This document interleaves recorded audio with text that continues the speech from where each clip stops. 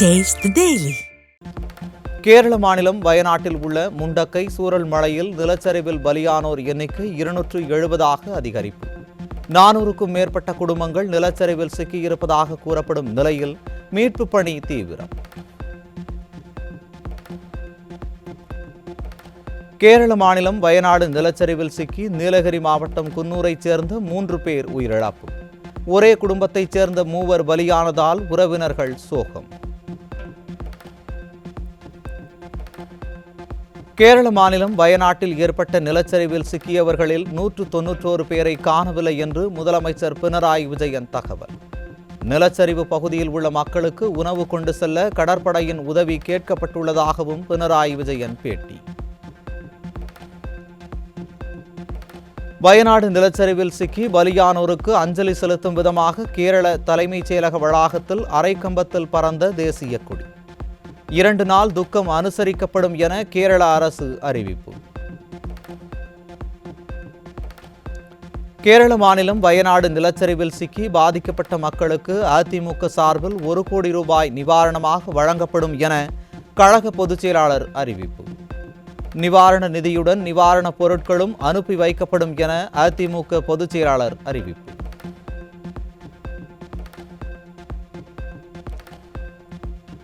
நிலச்சரிவில் சிக்கி உயிரிழந்தோரின் குடும்பங்களுக்கு அதிமுக பொதுச் செயலாளர் எடப்பாடி கே பழனிசாமி இரங்கல். இயற்கை சீற்றத்தின் காரணமாக வரலாறு காணாத பேரிழப்பை அப்பகுதி மக்கள் சந்தித்திருப்பது மிகுந்த வேதனை அளிப்பதாகவும் அறிக்கை. கடும் மழைப்பொழிவின் காரணமாக பேரிழப்பை சந்தித்துள்ள கேரளாவிற்கு தேவையான நிதியுதவி நிவாரண உதவிகளை உடனடியாக மத்திய அரசு வழங்க வேண்டும். போர்க்கால அடிப்படையில் மீட்பு பணிகளை துரிதமாக மேற்கொள்ளுமாறும் மத்திய அரசுக்கு அதிமுக பொதுச் செயலாளர் வலியுறுத்தல். கேரள மாநிலம் வயநாடு பகுதியில் ஏற்பட்ட நிலச்சரிவில் சிக்கிய 19 பேர் உயிருடன் மீட்பு. நிலச்சரிவின் போது தோட்டத்திற்குள் ஓடி ஒளிந்த வடநாட்டு தொழிலாளர்கள் குழந்தைகள் உட்பட 19 பேரை மீட்ட இராணுவத்தினர். வயநாட்டில் நிலச்சரிவு ஏற்படும் என கேரள அரசு எச்சரித்ததாக நாடாளுமன்றத்தில் மத்திய உள்துறை அமைச்சர் தகவல்.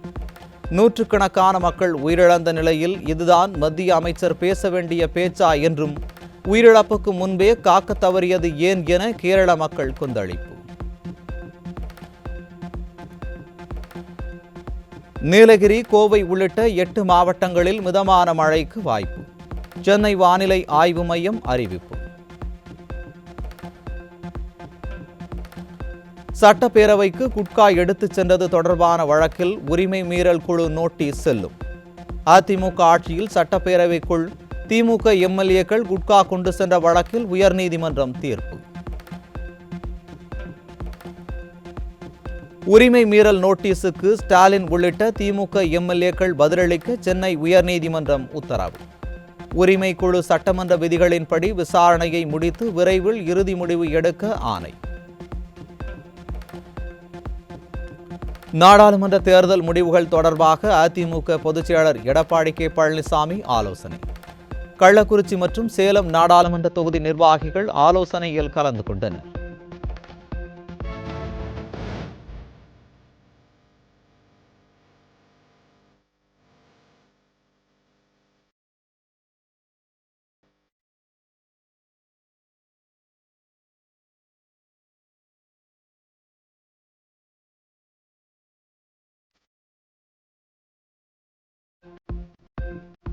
சொந்த வீடு கட்டுவோம் என்ற தமிழக மக்களின் எண்ணத்தில் மண்ணள்ளி போட்ட விடியா திமுக அரசுக்கு அதிமுக பொதுச் செயலாளர் கடும் கண்டனம்.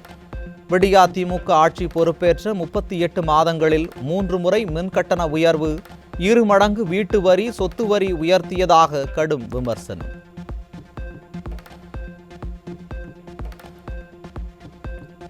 வீடு கட்டுவதற்கான வரைபட அனுமதி கட்டணத்தை வானளவு உயர்த்தி முட்டுக்கட்டை போட்ட விடியா அரசு.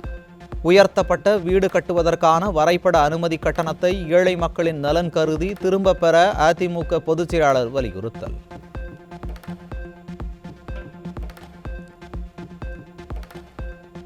புதிய கட்டளை மேட்டு கால்வாய் மற்றும் உய்யக்கொண்டான் நீட்டிப்பு கால்வாய்களில் தண்ணீர் திறந்துவிட விடியா அரசுக்கு அதிமுக பொதுச் செயலாளர் வலியுறுத்தல். 165 ஏரிகளில் நீர் நிரப்பும் வகையில் மாயனூர் புதிய கட்டளை மேட்டுக்கால்வாய் மற்றும் உய்யக்கொண்டா நீட்டிப்பு கால்வாய்களில் உடனடியாக தண்ணீர் திறக்க வலியுறுத்தல். தமிழ்நாட்டில் சென்னை சேலம் 8 வழிச்சாலை திட்டத்தின் தற்போதைய நிலை என்ன? மாநிலங்களவையில் அதிமுக எம்பி CV சண்முகம் கேள்வி.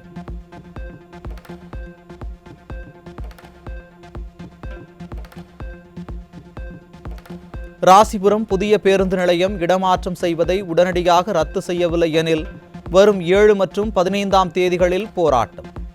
விடியா திமுக அரசுக்கு அதிமுக முன்னாள் அமைச்சர் தங்கமணி வலியுறுத்தல். இயக்கத்தினுடைய சார்பாகவும் அந்த தீர்மானத்தை ரத்து செய்ய வேண்டும். அதே போல இந்த பஸ் நிலையம் இங்கேயே தொடர வேண்டும். இந்த பஸ் நிலையத்திற்கு இன்னும் அதிக வசதி செய்திருவதற்காக புறவழிச்சாலையை ஏற்படுத்த வேண்டும் என்று எங்கள் கோரிக்கையை அவர்களுக்கு வைக்கின்றோம்.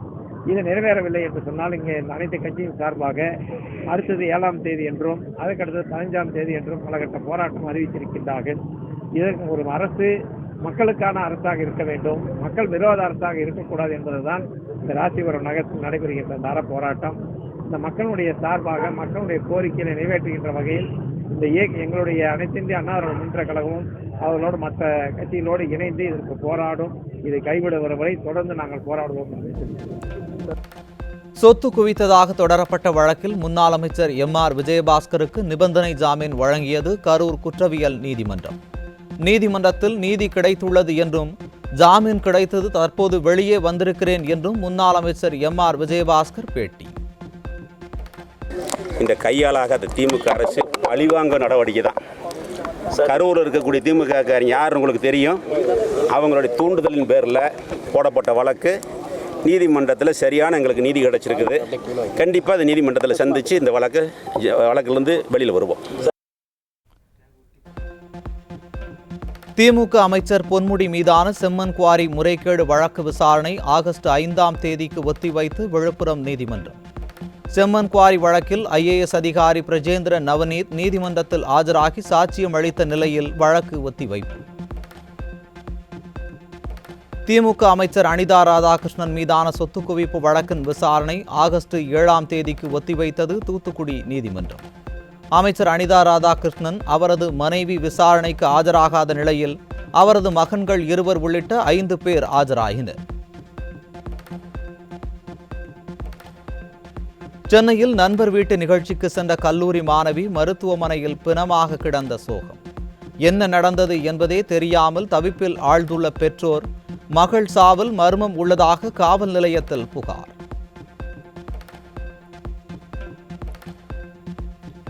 சென்னை விமான நிலையத்தில் 65 லட்சம் ரூபாய் மதிப்புள்ள 650 கிராம் உயர் ரக கஞ்சா பறிமுதல்.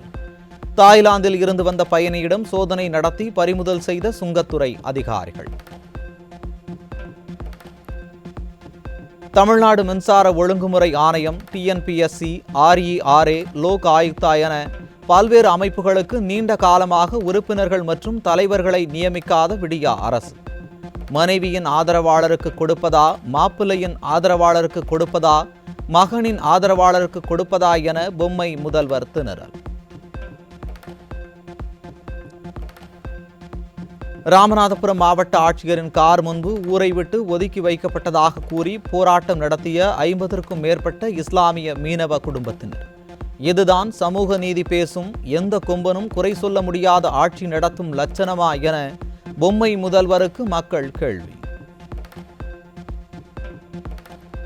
மேட்டூர் அணையில் இருந்து உபரி நீர் திறப்பு 1,50,000 கன அடியில் இருந்து 1,75,000 கன அடியாக அதிகரிப்பு. நீர் திறப்பு அதிகரிக்கக்கூடும் என அறிவிக்கப்பட்டுள்ள நிலையில் கரையோர மக்களுக்கு வெள்ள அபாய எச்சரிக்கை.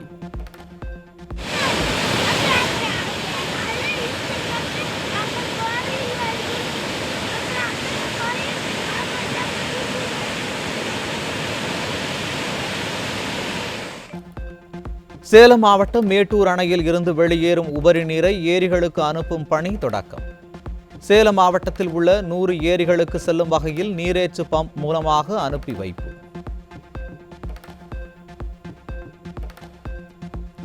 கரூர் மாவட்டம் மாயனூர் கதவணையில் இருந்து வினாடிக்கு 60,000 கன அடி தண்ணீர் திறக்கப்பட்டதால் அகண்ட காவிரியில் வெள்ளப்பெருக்கு.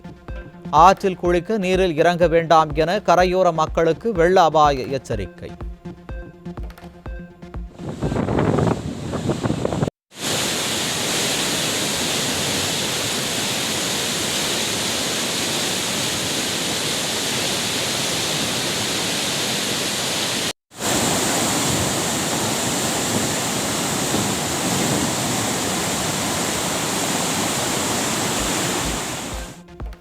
கன்னியாகுமரி மாவட்ட மலையோர பகுதிகளில் தொடர்ந்து பெய்து வரும் கனமழையால் முக்கிய அணை பகுதிகள் நீர்வரத்து அதிகரிப்பு. திருப்பரப்பு அருவியில் வெள்ளப்பெருக்கு ஏற்பட்டதால் சுற்றுலா பயணிகள் குளிக்க தடை.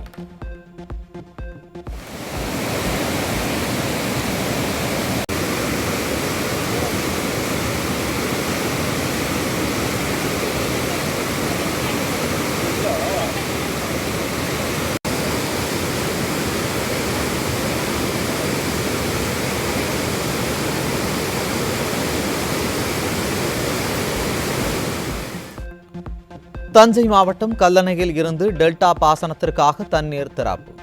காவிரியில் வினாடிக்கு 1500 கன அடியும், வெண்ணாற்றில் 1000 கன அடியும், கல்லணை கால்வாயில் 500 கன அடியும், கொள்ளிடத்தில் 400 கன அடியும் தண்ணீர் திறப்பு.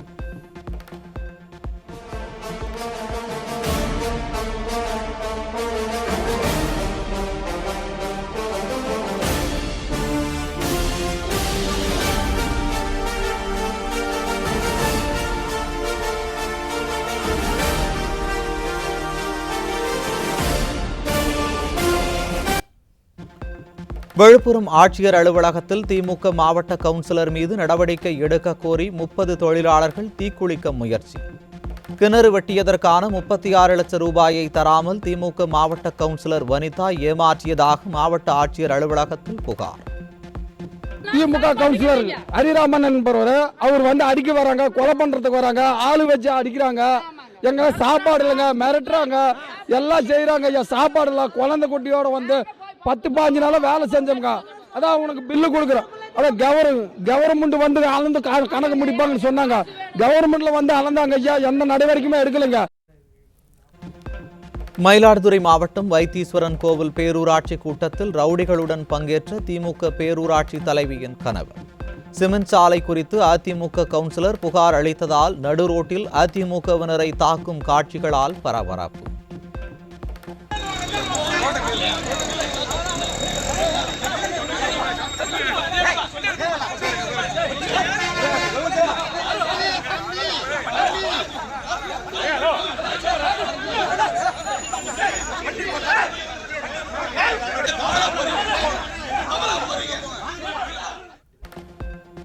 ராணிப்பேட்டை மாவட்டம் ஆற்காடு அருகே வேலையை விட்டு நீக்கிய காய்கறி கடை உரிமையாளரை கத்தியால் குத்திய இளைஞர்.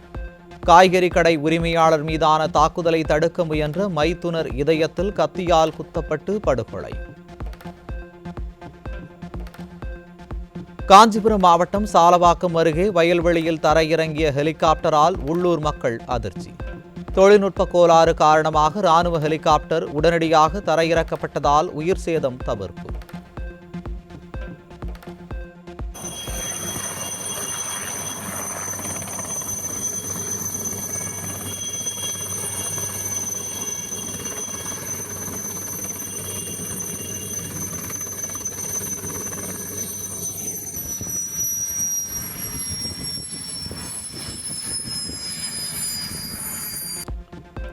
சேலம் மாவட்டம் சங்ககிரி அருகே அரசு பேருந்து மீது கிரேன் லாரி மோதி விபத்துக்குள்ளானதில் 2 பெண்கள் உட்பட 4 பேர் படுகாயம். விபத்து குறித்த சிசிடிவி காட்சிகளால் பரபரப்பு.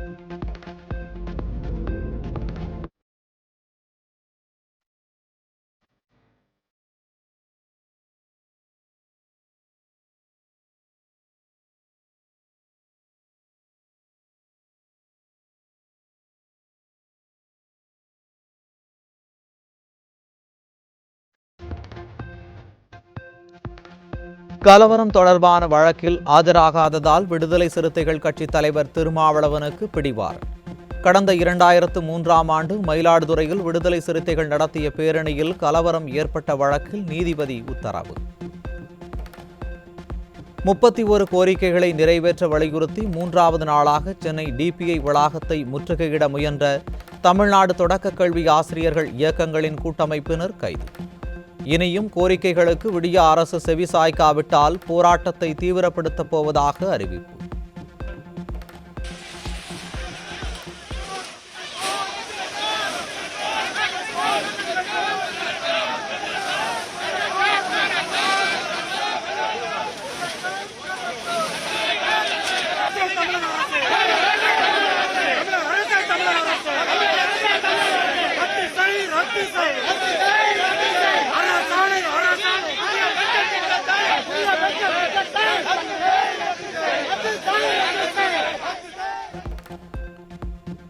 திமுக ஆட்சியில் சாதனைகளை கொண்டு போய் சேருங்கள் என 2 நாட்களுக்கு முன் கூறிய வாரிசு அமைச்சர் உதயநிதி, மெத்தப்பட்டமையின் கடத்தல் சையது இப்ராஹிம் கார் திருட்டு வழக்கில் திமுக மாவட்ட பிரதிநிதி வன்னை ராஜா சிக்கியதையா மக்களிடம் கொண்டு போய் சேர்ப்பது என உடன்பிறப்புகளே கிண்டல். மேற்கு வங்க மாநிலம் ஜல்பைகுரி அருகே சரக்கு ரயிலின் 2 பெட்டிகள் தடம் புரண்டு விபத்து. குஜராத் மாடல் ஆட்சியில் நாள்தோறும் ரயில்கள் விபத்தில் சிக்கும் நிலையில் இதுதான் நவீன இந்தியாவா என மக்கள் விமர்சனம். பாரிஸ் ஒலிம்பிக்கில் பேட்மிண்டன் ஒற்றையர் பிரிவு போட்டி. இந்தியாவின் PV சிந்து காலிறுதிக்கு முந்தைய சுற்றுக்கு தகுதி.